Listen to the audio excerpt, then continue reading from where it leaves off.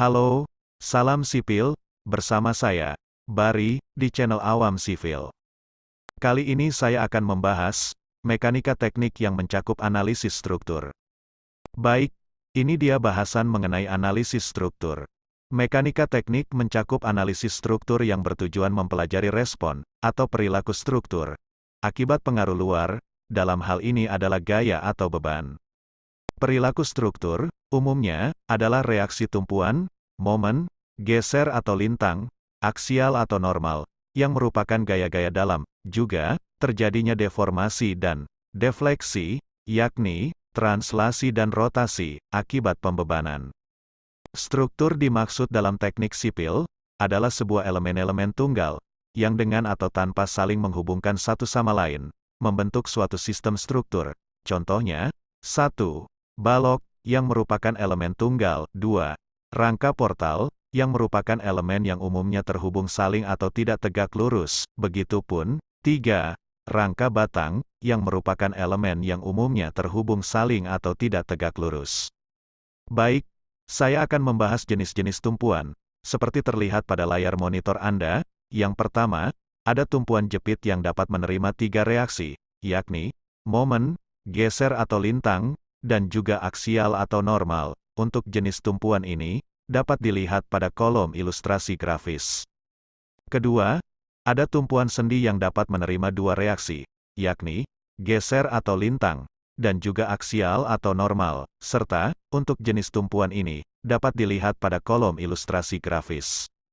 Ketiga, ada tumpuan roll yang hanya dapat menerima reaksi geser atau lintang, di mana reaksi geser selalu terjadi tegak lurus tumpuan. Untuk jenis tumpuan ini, dapat dilihat pada kolom ilustrasi grafis. Terakhir atau keempat, ada tumpuan pendel yang hanya dapat menerima reaksi aksial, atau normal. Juga, jenis tumpuan ini, dapat dilihat pada kolom ilustrasi grafis. Adapun jenis-jenis tumpuan lain, namun, hanya disampaikan yang lazim dijumpai pada buku-buku teks mekanika teknik atau analisis struktur. Selanjutnya, akan dibahas mengenai jenis-jenis daripada struktur dalam teknik sipil.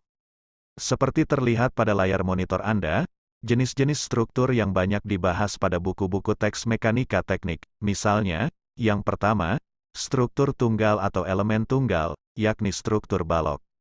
Di mana perilaku yang terjadi pada balok, apabila dibebani secara horizontal, vertikal yang merata ataupun terpusat, dan juga pembebanan momen, umumnya yang terjadi adalah perilaku momen, geser atau lintang dan aksial atau normal. Untuk jenis struktur ini, dapat dilihat pada kolom ilustrasi grafis. Kedua, ada rangka portal, sama seperti balok, namun konstruksinya dibangun dari elemen-elemen tunggal membentuk rangka yang umumnya berpola persegi. Dan perilaku yang umumnya terjadi adalah momen, geser atau lintang dan aksial atau normal.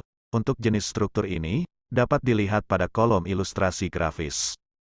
Ketiga atau terakhir, ada rangka batang, di mana pola dasarnya adalah segitiga, karena konfigurasi segitiga memberikan kestabilan dan efisien yang cukup, dibandingkan dengan pola lain, seperti pola segi 4 dan lain-lain, dan perilaku yang umumnya terjadi adalah aksial atau normal. Untuk jenis struktur ini, dapat dilihat pada kolom ilustrasi grafis. Selanjutnya, dibahas mengenai tipe-tipe beban atau gaya, seperti ditunjukkan pada layar monitor Anda. Yang pertama, ada beban terpusat, di mana beban ini bekerja pada struktur, umumnya tegak lurus, lateral dan bersudut. Dengan satuan kilonewton, ton, kilogram dan lain-lain. Untuk tipe pembebanan ini, dapat dilihat pada kolom ilustrasi grafis. Kedua, beban merata, di mana beban tersebar secara merata sepanjang bentangan struktur. Dengan bentuk yang variatif, misalnya beban merata persegi, merata trapesium, merata segitiga dan merata parabolik, serta satuannya adalah kilonewton per meter, ton per meter, kilogram per meter dan lain-lain. Untuk tipe pembebanan ini, dapat dilihat pada kolom ilustrasi grafis. Ketiga atau terakhir, ada beban bergerak. Beban ini adalah bentuk penyederhanaan dari roda kendaraan. Yang mana kita tahu bahwa terjadinya kontak antara roda dengan struktur tidak selalu terpusat namun memiliki lebar kontak yang berasal dari roda kendaraan terhadap struktur, begitupun dengan dua beban sebelumnya. Dan jika ditinjau terhadap lebar kontak roda menjadi tidak sederhana dan membutuhkan metode yang lebih baik dalam penyelesaiannya. Adapun, satuannya adalah kilonewton, ton, kilogram dan lain-lain untuk tipe pembebanan ini, dapat dilihat pada kolom ilustrasi grafis. Selanjutnya, akan dibahas mengenai konsep momen. Seperti terlihat pada layar monitor Anda, dan kita tahu bahwa momen bukanlah perilaku utama dalam hasil analisis struktur, karena beban yang bekerja pada suatu struktur tidak selalu tegak lurus struktur. Namun, peninjauan terhadap perilaku momen menjadi penting, mengingat terjadinya deformasi struktur akibat lenturan dikarenakan adanya momen yang cukup besar. Sehingga, perlu kita tahu bahwa terjadinya momen dikarenakan apa. Simak penjelasan berikut ini. Pertama, momen adalah hasil kali gaya dengan jarak, di mana gaya terhadap jarak umumnya tegak lurus. Seperti ditunjukkan pada layar Anda. Lalu, yang kedua, ada momen Koppel. Ingat pada video ulasan sebelumnya telah dibahas gaya Koppel. Lantas apa itu momen Koppel? Ya benar saja. Momen Koppel adalah akibat dua buah gaya yang bekerja sama besar, sejajar namun, arahnya berlawanan. Dan ingat, disebut momen karena adanya jarak. Lalu, ilustrasinya, seperti ditunjukkan pada layar monitor Anda, juga ada teorema Varignon, di mana jumlah momen akibat gaya-gaya yang bekerja, dengan jarak yang horizontal atau vertikal dan tegak lurus terhadap masing-masingnya, serta dijumlahkan masing-masing sesuai gaya-gaya yang bekerja. Selanjutnya, dibahas mengenai perjanjian tanda dan diagram. Dan ini menjadi penting. Kenapa? Karena ini membantu pemahaman akan hasil analisis dan perlu diingat bahwa hasil analisis selalu berbanding lurus dengan diagram. Jika berbeda, ada yang salah dengan hasil analisis. Berarti bisa saja salah satunya kesalahan perjanjian tanda. Nah, terlihat pada layar monitor Anda bahwa perjanjian tanda seperti gaya arah ke atas, arah ke samping kanan lalu, gaya yang berputar searah jarum jam adalah positif dan sebaliknya. Kemudian, ada diagram momen, geser dan aksial. Seperti yang terlihat, bahwa diagram momen positif apabila serat atas tertekan dan serat bawah tertarik. Lalu, diagram momen negatif apabila serat bawah tertekan dan serat atas tertarik. Berikut, diagram geser, seperti halnya momen, di mana apabila sisi kiri mengalami geser ke atas dan sisi kanannya geser ke bawah, maka diagram gesernya berharga positif. Dan apabila sisi kiri mengalami geser ke bawah dan geser pada sisi kanan ke arah atas maka diagram berharga negatif. Yang terakhir, diagram aksial atau normal. Gampangannya adalah, jika gaya menekan objek, maka diagram aksialnya berharga negatif sedangkan jika gaya meninggalkan objek, maka diagramnya berharga positif. Dan umumnya, gaya yang bekerja searah objek, baik. Itulah penjelasan mengenai perjanjian tanda dan harga diagram. Selanjutnya, akan dibahas mengenai stabilitas struktur. Simak penjelasan berikut ini.